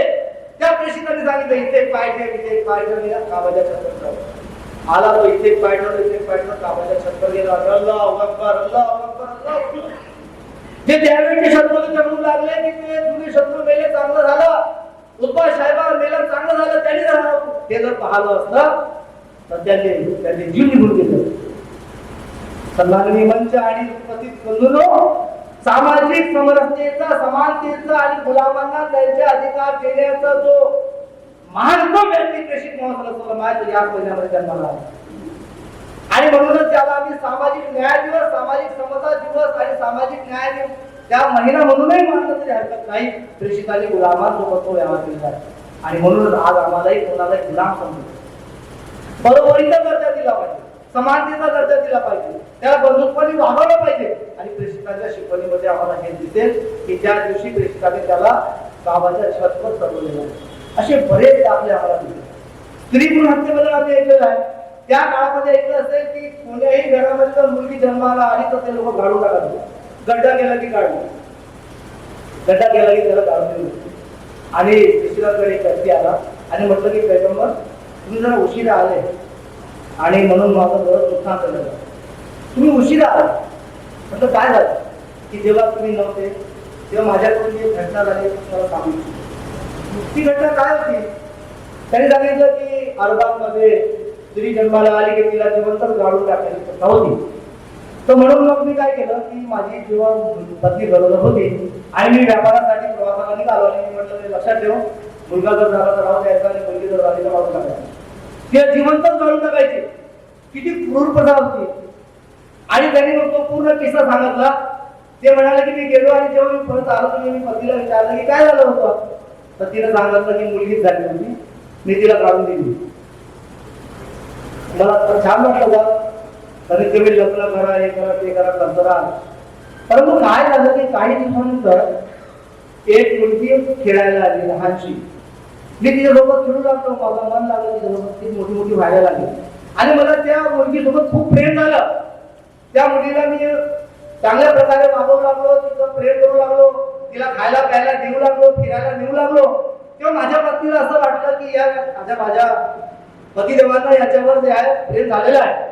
आणि म्हणून तिने एक सांगितलं की बघा तुम्हाला या मुलीसोबत तिच्या जीवाला काय आहे, ती ममता काय आहे, काय आहे. त्याने म्हटलं मला नाही सहज आहे. नाही सहज नाही आहे, अहो ही मुलगी तुमचीच आहे, ती यौवन अवस्थेला पोहोचलेली मुलगी तुमचीच आहे. आणि लगेच माझ्या अंतःकरणामध्ये क्रोध आणि काम क्रोध निर्माण, माझ्या शरीरामध्ये एकदम योजना मी आखली की आता यांनी माझी मुलगी जिवंत कशी ठेवली, जिवंत कशी ठेवली. आणि योजना तयार केली. आणि एक दिवस मी सहज म्हटलं की हिला कपड्यामध्ये घाल, मला हिला जे आहे फिरायला न्यायचं आहे. आणि मी हिला फिरायला घेऊन गेलो. ती म्हणू लागली बाबा कोणी नाही चालणार, फिरायला जायचं. असं करता करता तिला जंगलात एकट्या ठिकाणावर गेलो. तिच्या बाबी गड्डा करायला लागलो आणि गड्डा जेव्हा मी करायला लागलो ती पण गड्डा करायला लागला. ती गड्डा खोदायला लागली. माझ्या अंगावर माती उडायची, ती झटकायची, गावाला माती पडायची, डोक्यावर माती, केसांमध्ये माती केली, त्याची झटकत होती. मी झटकू दिली तिला आणि 6 वेळा गड्डा केला. आणि गड्डा केल्यानंतर तिला चमत्कार झटक्यामध्ये झटकून दिली. ती म्हणून पहिले आधी ती समजच नाही काय होत आहे. नंतर ते लक्षात आलं की गाणं काय म्हणत, बाबा हे काय करता, बाबा हे काय करता, बाबा हे काय करता, ते म्हणू लागली. तिच्या किंकाळ्या माझ्या कानामध्ये आजही गुंजत आहेत. परंतु प्रेषित अज्ञानाचा काळ इतका भयानक होता की त्या मुलीला मी त्या गड्ड्यामध्ये पूर्ण गाळून दिली. त्याच्या किंकाळ्या माझ्या कानामध्ये आजही येत आहेत. आणि तिला पूर्ण मी नंतर वापस आलो. प्रेषित कदाचित तुम्ही आधी आले असते तर मी त्या मुलीला गाळलं नसतं. पुराणामध्ये त्यांनी म्हटलं की तुम्ही या भीतीने की ते काय खातील त्याची भूजिका काय राहील लोकांना काढू नका, मारू नका. अल्लाह तुमचं भरण पोषण करेल, तुमचं करतो त्यांचंही करेल. भीती पोटी किंवा कोणत्याही मान सन्मानापोटी त्यांचं नुकसान करू नका. प्रेषित आणि तो व्यक्ती रडायला लागला की जर तुम्ही आधी आले असते तर त्या मुलीला मी गाडलं नसतं. डॉक्टर साहेब बसले आहेत. त्या काळामध्ये लोक अज्ञानी असून सुद्धा त्या मुलीला जगामध्ये येऊ देत होते, नंतर गाडत होते. आज आम्ही आधुनिक लोक आहोत, शिकलेले सुशिक्षित लोक आहोत. काय करतो आम्ही? फिमेल फिटिसाइडच्या नावाखाली मी आकडे सांगितलेले आहे. फिमेल फिटिसाइड कन्या भ्रूण हत्या आम्ही 2012 मध्ये वैद्यकीय इस्लामीने एक ज्या देश स्तरावर भारतीय स्तरावर एक कॅम्पेन राबवलेला आहे. आणि त्या काळामध्ये आम्ही बघितलेलं आहे की विहिरीच्या विहिरी भरून निघालेले आहेत. हे मनुष्य आहेत, पशु आहेत की भ्रूण आणि विहिरी भरल्या. बातम्या टीव्हीमध्ये वर्तमानपत्रामध्ये बघितले असतील तुम्ही की लोकांनी मुलींचे भ्रूण मारून त्या विहिरीमध्ये टाकून दिले. आजही होतात ते लोक मातीमध्ये काढत होते, आज पोटामधून बाहेर येऊ देत नाही. ज्याला गर्भपात म्हणतात, त्या एमडीटी काय मेडिकल टर्मिनेशन ज्याला आपण म्हणतो, काय आहे ते जर तुम्ही ऐकलं की नाही तुम्ही ऐकू शकणार नाही. ते इतके भयानक आवाज काढत असतात. इतके मोठमोठे शस्त्र त्याच्या गर्भामध्ये टाकून जेव्हा तिथे चिरफाड आली, एक पीस करून त्याला बाहेर काढला जाते. एक पीस करून एक तुकडा बाहेर काढला जाते. स्त्रियांचं अनुपात कमी का होत आहे? 992 झालेलं 1000. हा अनुपात आहे काय? तुम्हाला स्त्रिया संपून टाकायच्या आहेत? प्रेषितांनी म्हटलेलं आहे जर तुम्हाला 3 मुली असतील तर त्यांचं संगोपन करा, त्यांचं शिक्षण करा, त्यांचा विवाह करा आणि स्वर्गात चालू जा. ठिकाणी प्रेषित एखाद्याला 2 असतील तर लगेच 2 संगोपन करा, पालन पोषण करा, शिक्षण करा, विवाह करा, स्वर्गात जा. आणि म्हटलं तर ज्यांनी हे उल्लेखित केलेलं आहे त्यांनी म्हटलेलं आहे, त्याला रिवाज म्हणतात, सांगणारे जे आहे त्यांनी म्हटलं का जर एखाद्याने विचारलं असतं की हे तर कदाचित प्रेषित म्हटलं असतं की एकचं संगोपन करा, पालन पोषण करा, शिक्षण करा, लग्न करा. इतकी उच्च महिमा सांगितलेली आहे स्त्रियांची. परंतु आजच्या काळामध्ये प्रेषितांची शिकवण किती प्रमाणामध्ये अनुकरणीय आहे की ज्या स्त्रींना त्या काळामध्ये गाडल्या जात होतं, आज गर्भामध्ये तिला मारल्या जात आहे. त्या स्त्रियांची इतकी दशा झालेली होती की त्यांना जे आहे लाडून टाकण्याची प्रथा निर्माण झालेली होती. एक कविता माझ्याकडे या अनुषंगाने आहे, तुम्हाला ते सांगू इच्छितो. तिला मी मराठीमध्ये केलेली कविता.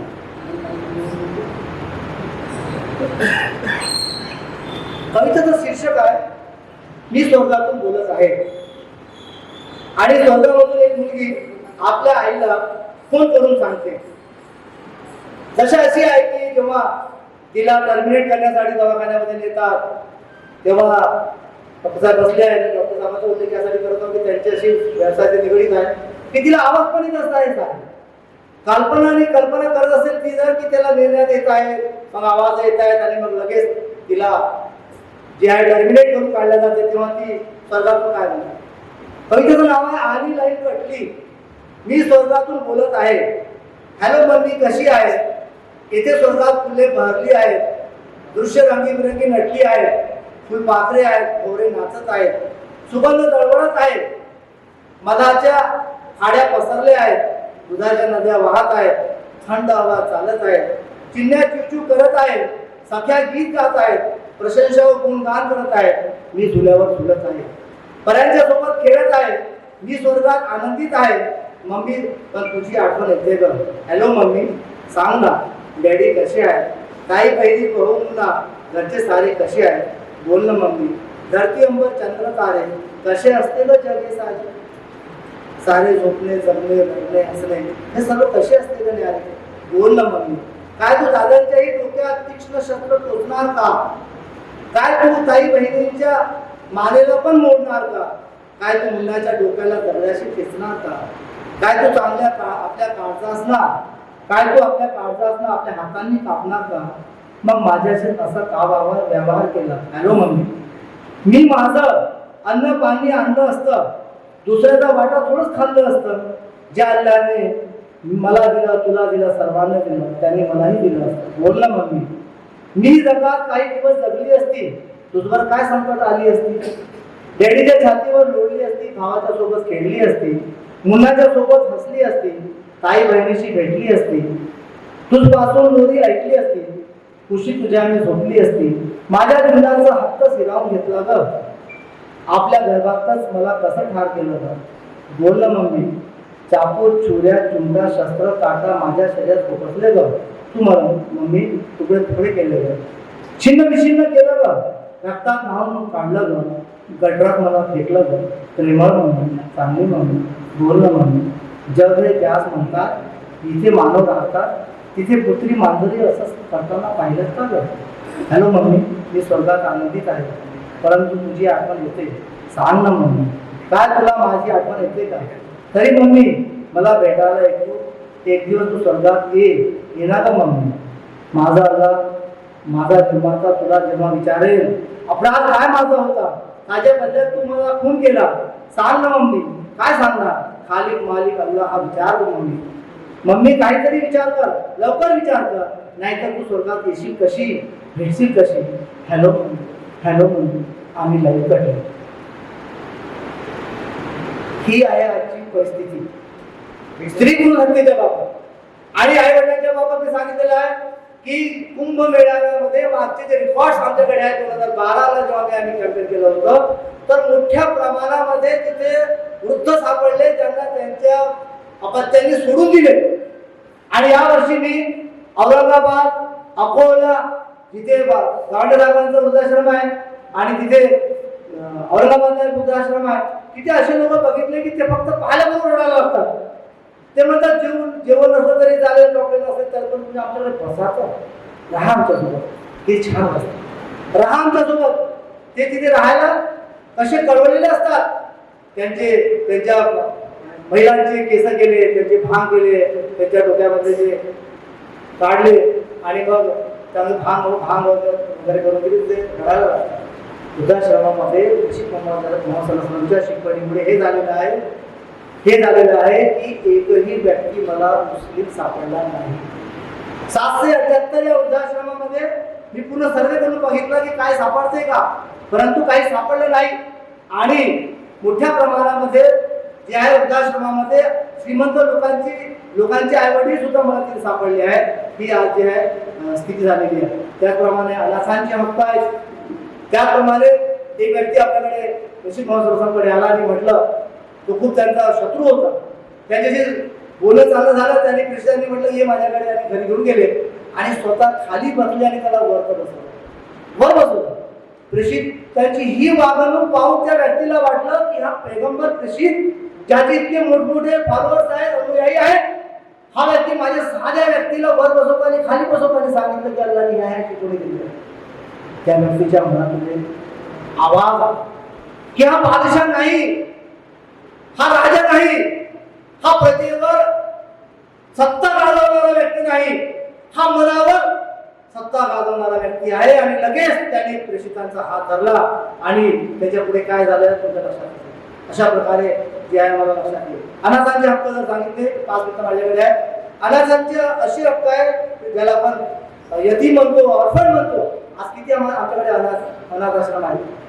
लाभ वाटायला पाहिजे आम्हाला की आमच्या समाजामध्ये ज्यांचे आई वडील वारले ते लोक अनाथ आश्रमात राहतील.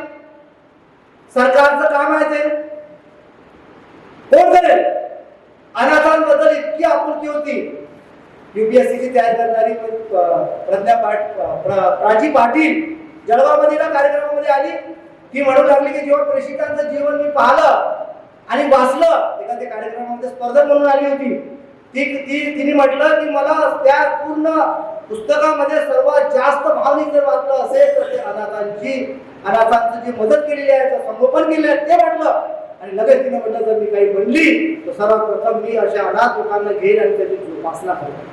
अनाथांबद्दल हे सांगायचे की जर तुमचा मुलगा कोणासोबत खेळत असेल अनाथ व्यक्तीसोबत, हे लक्षात ठेवा, तुम्ही त्याला जे आहे आवाज देताना माझं बाळ म्हणून आवाज दिलं का नाव काय त्याचं, कदाचित त्या अनाथ व्यक्तीच्या हृदयाला ही बाब चांगली वाटणार नाही. इतका अनाथांची ते पाहणी करत होते. आणि एक वेळची घटना आहे की प्रेषित हे जात असताना जो अनाथ मुलगा रडत होता, ईदचा दिवस होता, त्या दिवशी रडत होते, त्याचे आई वडील होते, तेव्हा प्रेषितांनी त्याला घेतलं, घरी नेलं आणि सांगितलं की याला आंघोळ कर.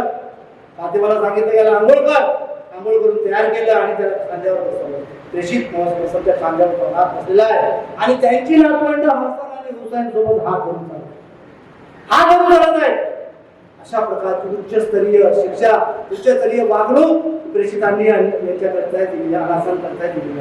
अशा प्रकारे जर आम्ही बघितलं तर या भौतिकवादाच्या जगामध्ये इथे मनुष्याने खूप प्रगती केलेली आहे. प्रत्येक क्षेत्रामध्ये प्रगती केलेली आहे, परंतु त्यांचं पतन होताना आम्हाला दिसत आहे. दिवसेंदिवस माणूस हा मनुष्यतेच्या पदावर खाली येते, जनावरांपेक्षा खाली जातो. उपाय काय आहे? उपाय अध्यात्माशिवाय पर्याय नाही. जोपर्यंत आध्यात्मिक दृष्टिकोन नसेल, पर्यावरण शास्त्री आमचे बसलेले आहेत, पर्यावरणाचे निसर्ग मित्र. प्रेषितांना एका व्यक्तीने विचारलं किंवा आम्हाला एखाद्याने विचारलं की प्रेषितांनी पर्यावरणाबद्दल काय म्हटलेलं आहे, इतक्या गोष्टी करता. प्रेषितांनी पर्यावरणाबद्दल एवढी मोठी गोष्ट म्हटलेली आहे की इतक्या याच्यापेक्षा मोठी गोष्ट कोणीच म्हटलेली नाही. प्रेषितांनी म्हटलेलं आहे की प्रलयाचा दिवस आहे आणि समाप्त होणार आहे जग. तुमच्या हातामध्ये जर एक झाड जरी असेल तर ते लावून द्या, प्रलयाचा दिवस असला तरी.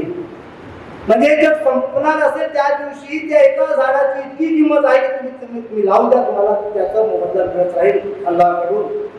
आणि म्हणून सांगितलं की तो झाड लावून द्या. पर्यावरणाबद्दल, स्वच्छतेबद्दल, आपुलकीबद्दल, भावबंधुत्वाबद्दल, सामाजिक समरसतेबद्दल, सुसंवादाबद्दल, शेजाऱ्यांच्या हक्काबद्दल, इतर धर्मियांच्या हक्काबद्दल, या साऱ्या गोष्टीबद्दल खूप आमची आम्हाला शिकवण दिलेली आहे, आमचं उद्बोधन केलेलं आहे आणि मानव कल्याण साधण्याचा खूप प्रयत्न केलेला आहे. परंतु कालांतराने या शिक्षा कमी झालेल्या आहेत. प्रशासनिक व्यवस्थेबद्दल मला बरंच काय सांगायचं, खासदार साहेब आले नाही, उपविभागीय अधिकारी साहेब पण आले नाही. ही जेव्हा ती एक सुवर्ण काळ होता, जेव्हा प्रेषितांच्या सांगण्यानुरूप जगामध्ये प्रशासन आणि शासन व्यवस्था होती, तेव्हा मानव कल्याणाचा उच्चांक कसा गाठलेला होता, मानवाचं कल्याण आणि त्याचं वेलफेअर कशा प्रकारे होतं, सुवर्णिम काळ कसा होता ते पण मला सांगायचं होतं. परंतु ते वेळ नाही तितकं आणि साहेब यावेळेस उपलब्ध नाही, त्यामुळे सांगण्याची मला गरज नाही. तर या कार्यक्रमाच्या माध्यमातून वाजत इस्लामीने या पवित्र महिन्याचं औचित्य साधून वेगवेगळ्या ठिकाणी प्रेषितांच्या शिकवणी यांचे देण्याचा प्रयत्न केलेला आहे. हे लक्षात घ्या. तर ते शेवटी सर्वांना जगातून जावं लागते. पूर्ण जायचं मग प्रत्येक व्यक्तीला मरावंच लागते आणि गेल्यानंतर त्याला हे ठरवायचं आहे की तो उत्तरदायी आहे की नाही. उत्तरदायी जर असेल तो, तर प्रेषितांनी म्हटलेलं आहे की त्याच्या जीवनामध्ये परिवर्तन आणणे सोपं आहे. आणि मुस्लिम धर्मियांची ही धारणा असते की जर अल्लाहच्या सांगितल्याप्रमाणे प्रेषितांच्या शिकवणीला अनुरूप जर जगामध्ये वर्तन केलं तर प्रेषित त्या दिवशी जेव्हा प्रलयाचा अंतिम दिवस होते त्या दिवशी प्रेषित स्वतः हौजे कौसर ज्याला आपण एक पेय दिल्या जाते तिथे उभं राहतील आणि म्हणतील आम्हाला. याने जगामध्ये सुसंवाद केला, शांती प्रस्थापित केली, न्याय दिला. याने जे हे जग अति सुंदर बनवण्याचा प्रयत्न केलेला आहे. याला माझ्याकडे आणा आणि माझ्या हातून याला पेय पाजा ज्याला आपण हौजे कौसर म्हणतो. आणि अल्लाह स्वर्गाच्या दारावर आपल्या फरिश्त्यांना, आपल्या लोकांना सांगेल की सांगा यांना या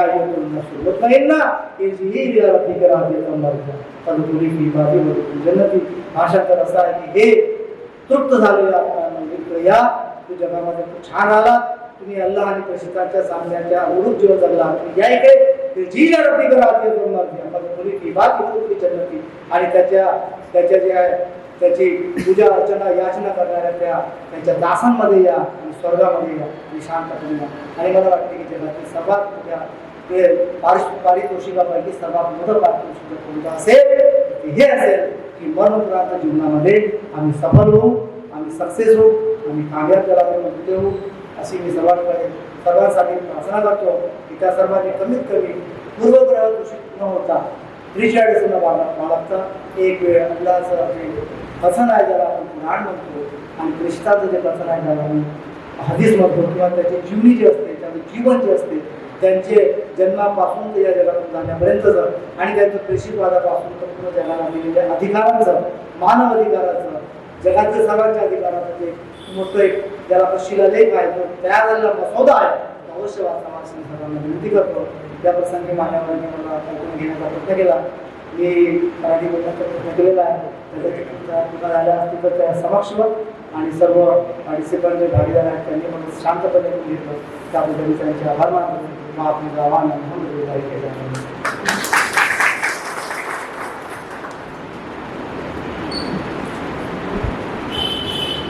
जजाकल्ला. धन्यवाद सर. आता ॲडव्होकेट मुबारक मल्ल साहेब आभार प्रकट करतील अशी मी त्यांना विनंती करतो.